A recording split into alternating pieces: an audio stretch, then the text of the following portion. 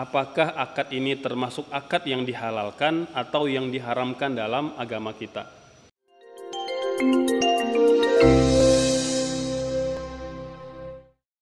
Hukum jual beli emas secara kredit.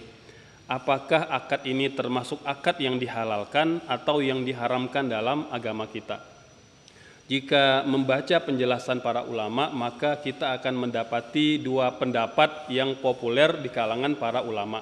Pendapat yang pertama, mayoritas para ulama mengatakan bahwa jual beli emas secara kredit termasuk akad ribawi yang diharamkan. Hal ini berdasarkan dari hadis yang sahih, riwayat salah seorang sahabat Nabi yang bernama Ubadah ibnu Samit. Beliau berkata bahwa Nabi bersabda, "Adz-dzahabu bil-dzahabi wal fiddatu bil fiddati wal burru bil burri wasy-sya'iru bis-syairi wat tamru bit tamri wal milhu bil milhi."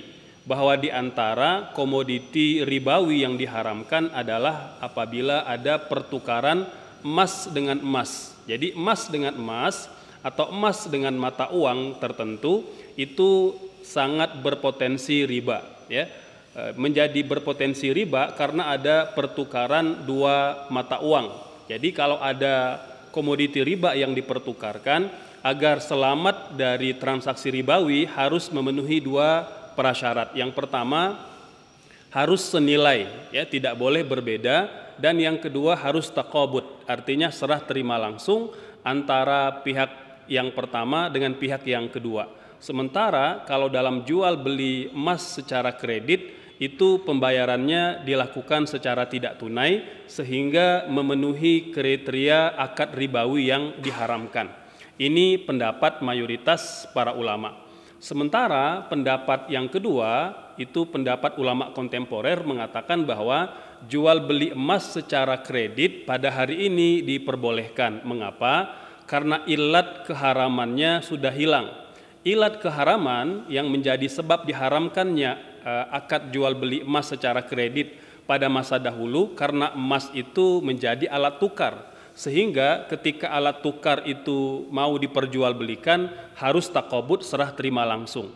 Sementara emas pada hari ini tidak lagi menjadi alat tukar, namun sudah menjadi komoditi yang diperjualbelikan, sehingga ilat haramnya dipandang oleh ulama kontemporer telah hilang. Ini sesuai dengan prinsip fikih yang mengatakan al-hukmu yaduru ma'a illatihi wujudan wa adaman.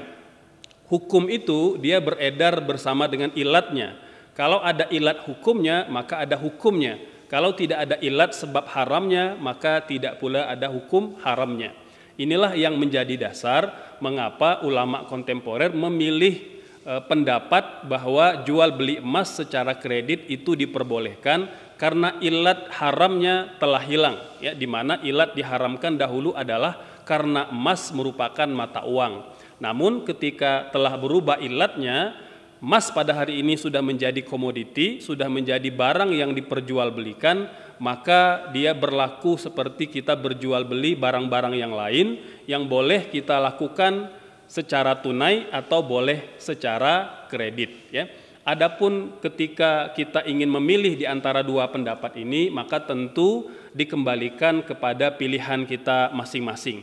Pilihan pertama yang mengharamkan tentu lebih hati-hati dan menjaga diri agar tidak terjebak dan terlibat pada transaksi yang diharamkan. Adapun pendapat yang kedua tentu lebih friendly dan lebih dekat dengan kehidupan kita, terutama sekali ketika kita berniat dengan berjual beli emas secara kredit dalam rangka menabung dan investasi untuk keperluan kehidupan kita.